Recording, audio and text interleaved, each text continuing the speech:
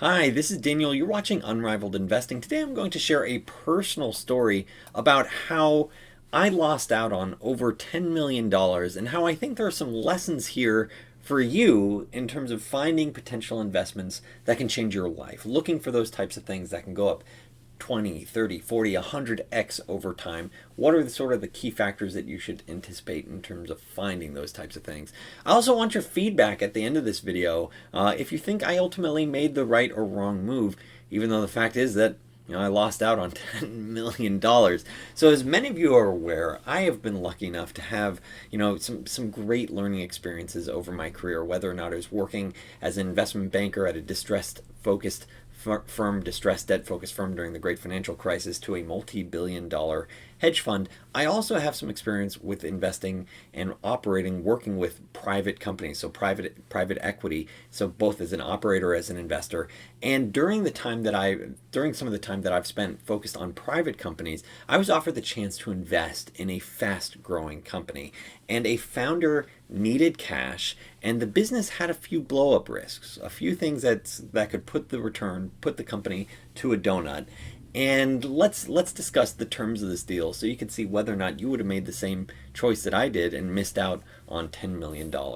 And so as we look at the terms that were offered to me for this private company, it was trading effectively, or the offer, there's no public market for it. The offer was at $50 million valuation. I could buy a part of the stake at a $50 million valuation from one of the co-founders of the company. There was 20 million in revenue, trading for about 2.5 times revenue, and it was break even, no cash on the balance sheet, but it was growing very quickly, up to 100%. And when I looked at this, I knew this could be a life-changing investment, because when you understand investing, you need to understand, well, wait a second, like what actually drives your returns as an investor. Let's understand the basics. So the basics is you have to start with understanding that your potential return comes from the change in earnings potential times by the change in valuation.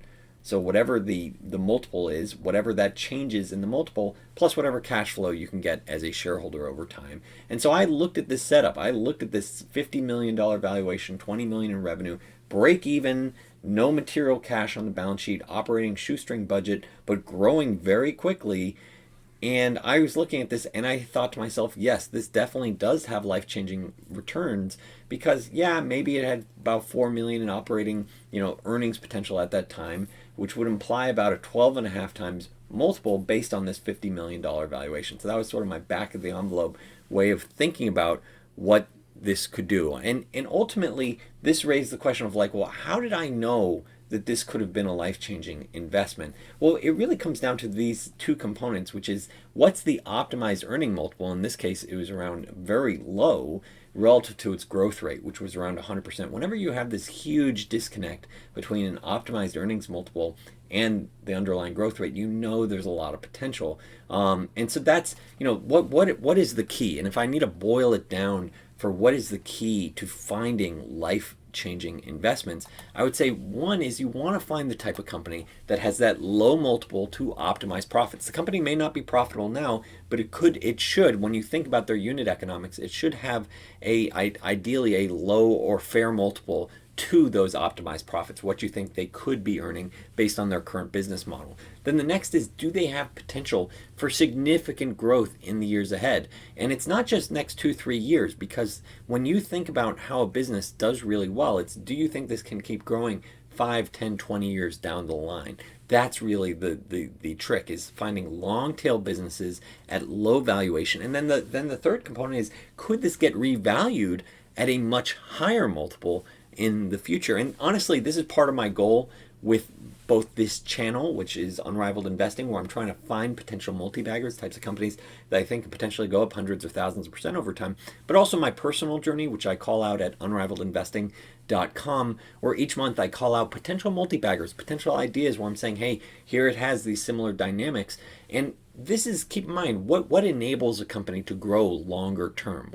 How can you keep growing? And the trick is to be tapping into a big market and have a strong or unrivaled value proposition. And that's why I named this channel Unrivaled. It's looking for the types of companies that have that right to win longer term. You have a value proposition that's, let's say, stronger than the rest of the market, giving you that right to keep growing for long periods of time.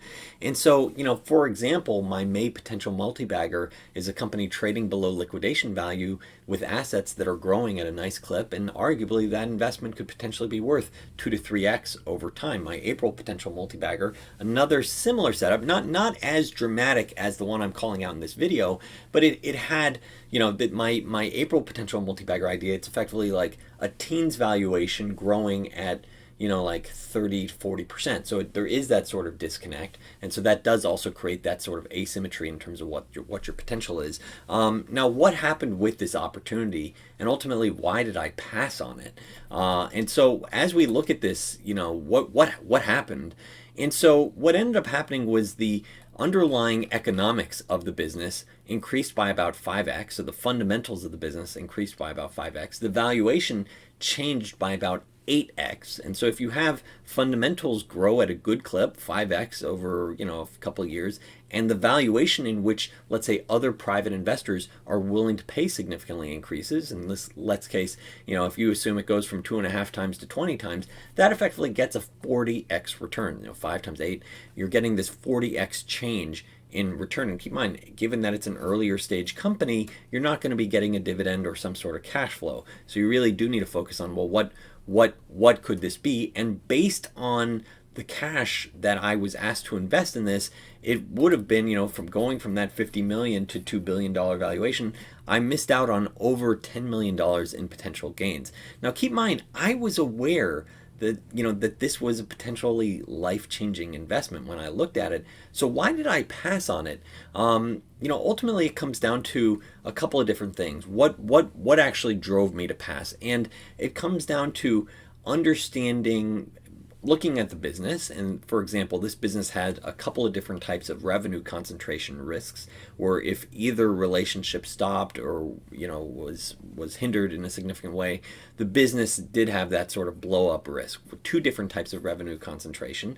Also, I didn't like the fact that the founder was effectively selling out, looking to increase his personal liquidity versus shore up the balance sheet of the company. So that didn't sit well with me. The reality is the company was operating on a shoestring budget, and so there really was no room for hiccups. The possibility for a blow up was very real given these different dynamics. And lastly, it's an illiquid. Anytime you're investing in a private company, it's illiquid, and it would have been a material investment for my own personal portfolio, just given the size relative to what I was comfortable investing. And so I'm looking at these things, and there were several things that I thought, yeah, this could be a donut over time, primarily, this two types of revenue concentration risks, and also just not investing in the balance sheet. Now, when I'm looking at my own personal investment journey, what I'm looking for is what I saw here, which is the asymmetric risk, where you have dramatic upside potential. Here it was like 12.5 times optimized earnings to, a very high growth rate. So dramatic potential, but also, the core second part that affects how much I'm willing to bet, which is what's the blow up risk potential. That's a whole other element that I'm thinking about whenever I look at it. And if you're a regular viewer, I sometimes put valuation sheets when I'm looking at different companies. So that's only the asymmetry of a setup. I'm also looking at the blow up risk, and that affects what I'm thinking of in terms of position sizing. And so here it was, I was looking at something where it would have been an outsized position for me, and it did have an elevated blow-up risk that sort of just made me uncomfortable. So I personally knew, yes, it did have dramatic upside potential. I knew it had 10, 20, let's say 30x upside potential. I'm seeing the 40x is truly breathtaking in terms of seeing that. So the question is, did I make an investing mistake? As I look at this, where here it is, I've effectively missed out on $10 million. And honestly, I'm not sure. And some of you will be like, Daniel, what the heck? Like, clearly you did make a mistake. Like, if you should have made the bet. You would have assets, at least on paper, that are worth $10 million more. And this is where it's valuable to think about here. Annie Duke, she wrote a wonderful book called Thinking in Bets. She is a multiple champion winner in poker, and she talks about in her wonderful book, I recommend you get it, how we have this bias when we look back at our behaviors, and you can call it hindsight bias, but I think the reality is that she has a better term for it called resulting, where you judge the decision based on the outcome. And when you're judging your past decisions based on the outcome, it actually is a very flawed process. You're like, well, I clearly should have done that. Well, the reality is, I think you need to focus on the process. And so if you stick to a process that you know or strongly believe in should work, then over time you should get satisfactory results. You might, as in poker, you might have a lot of hands where, you played it to the best of your abilities and you just got unlucky. But the trick is, in my opinion, to stick to a process long enough over time where you find, one, that asymmetry, so let's say huge upside potential and limited downside risk, and then you bet proportionately to it in your portfolio, where if the blow up risk is real, like the odds that this thing could turn into a donut is real, it's a much smaller position where it's like, hey, it's really low probability that this gets significantly impaired, then I'm going to make this a much bigger position. And so that's how I ended up thinking about this. What are your thoughts? Do you think this was a terrible mistake that I made? I'd love to hear, if you feel like, no, you got to stick to your game, that's the right process, even if you miss out on a $10 million gain, that's still the right approach. Stick to your game, Daniel. I'd love to read your comments below. If this is your first time tuning in, please make a point of subscribing. If you're already a subscriber, I do appreciate that thumbs up. Thanks so much for watching.